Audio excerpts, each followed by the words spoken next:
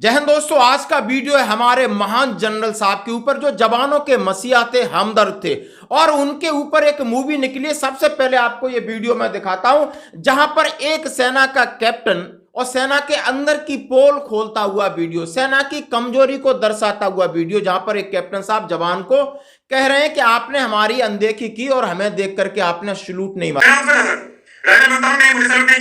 एक senior officer को salute ना देने की वजह से मैंने राइफल मंत्रालय को 1000 सैल्यूट देने की पनिशमेंट दिया सर। कमान गलती हो गई साहब, मैंने कैप्टन को देखा नहीं था साहब। बढ़िया होगा, थैंक यू सर। यूनिट में डिसिप्लिन ऐसे ही बनती है। Carry on.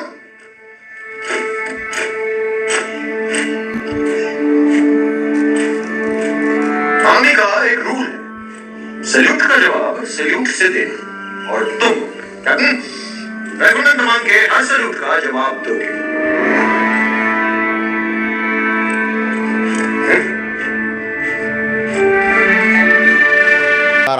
और जाकर के उस जवान को कहते हैं कि आपको 1000 हमें सैल्यूट मारना है और कैप्टन श्रीमान जी खड़े हैं और वहां पर जनरल साहब मानिक शाह साहब पहुंचते हैं और पूछते हैं भाई यंग कैप्टन क्या हो रहा है कि इस जवान ने हमें सैल्यूट नहीं मारा, मैं अनुशासन ठीक कर रहा हूं। बोला वेरी गुड करिए ठीक। और वो बोलते ठीक है कैरी ऑन। जब जवान सैल्यूट मारता है तो कैप्टन साहब खड़े आराम से।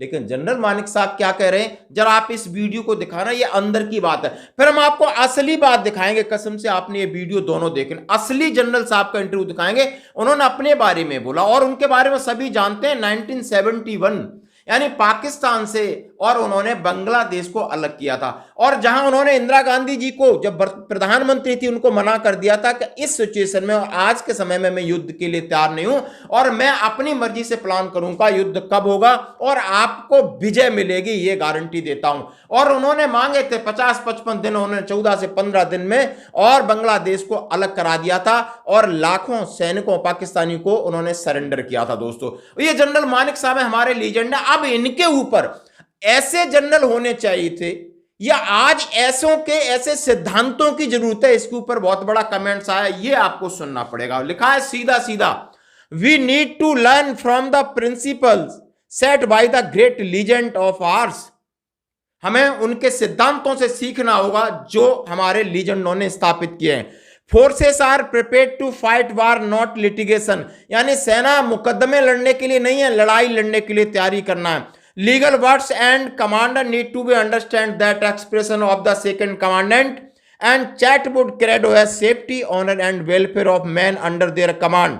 उन्होंने कहा हमारा चैटवुड क्रेडो है कि हमें चाहिए सुरक्षा और सम्मान और अपने ट्रुप्स यानी जो वेलफेयर है उन ट्रुप्स का जो वेलफेयर चाहिए जो हमारे अधीनस्थ काम कर रहे हैं। The time has come to regain conscience and care for our men's your men's they are a special their lives for one command don't forget him. उन्हें ऐसे लोगों के लिए हमें दोबारा सोचने की जरूरत है जो हमारे एक इशारे पर अपने जीवन की बलि देने को तैयार है। उनका वेलफेयर हमें देखना होगा, ये हमें भूलना नहीं होगा। आप समझ सकते हो कितना बड़ा लिखा है और इनका एक वीडियो आपके सामने रखा है जो आप वीडियो सुनिए, जो कि अभी ये इंटरव्यू हो रहा है। उन्होंने कहा है From the rank of second lieutenant to field marshal, I have never punished a man. You damn chaps sit in Delhi with your wife and your children in lovely homes, and you forget what those chaps are going through. जब से मैं second lieutenant हुआ, सेना का general बना, मैंने किसी को सजा नहीं दी क्योंकि मैं जानता हूं और हमसे पूछा गया सवाल कि यदि आप सेना के जनरल हैं और आप सेना का अनुशासन रखने के लिए किसी को सजा नहीं दे, आपका अनुशासन कैसे बना रखते? बोला मैंने सेकंड लेफ्टिनेंट से आज तक सजा वाली चीज सोची नहीं। मैं जानता हूं कि जवान किन परिस्थितियों में काम करता है। जवान 24 आवर्स काम करता है, एक हमारे इशारे पर जान दे सकता है, तो फिर इनडिसिप्लिन कहां की बात है? उन्होंने कहा ये वो लोग बात कर सकते हो जो अपने बीवियों के साथ रहते हैं, बच्चों के साथ रहते हैं, अच्छे घरों में रहते हैं, मजे लेते हैं सेना के अंदर, वो ये बात कह सकते। वो उनकी तकलीफ नहीं जानते जो अपने परिवार से दूर है, घर बीवी बच्चों से दूर है, एक लेटर नहीं लिखना आता है, वो कितना बड़ा त्याग करता है। मैं उसको दिल से फील किया है, इसलिए हम सजा नहीं देते। जिसने गलती की है, गलती मान ली, छोड़ दिया। ये है जैसे कहते हैं, सच में कहा है कि ऐसे लीजेंड, इनके सिद्धांतों पर आज हमें सोचने की जरूरत है। आज सेना के, आज मैं इसलिए सामने वीडियो लाया कि कल इनकी एक फिल्म आप पर्दे पे आई है और ये विक्की कौशल हैं जो मानिक शाह साहब का रोल कर रहे हैं और उन्होंने जबरदस्त भूमिका है। हम सबको इससे प्रेरणा लेना है, हमको सबको सीखना है कि सैम बहादुर इस फिल्म को जरूर देखेंगे। आपको पता चल जाएगा कि हमारी सेना की खूबसूरती क्या थी, कैसी थी, ये आप छोड़ दो, खूबसूरती क्या थी, क्या ट्रेडिशन से, कितना भाईचारा था। आप समझ सकते हो कि एक जनरल साहब जवानों के दिल की और दर्द की बात समझते थे।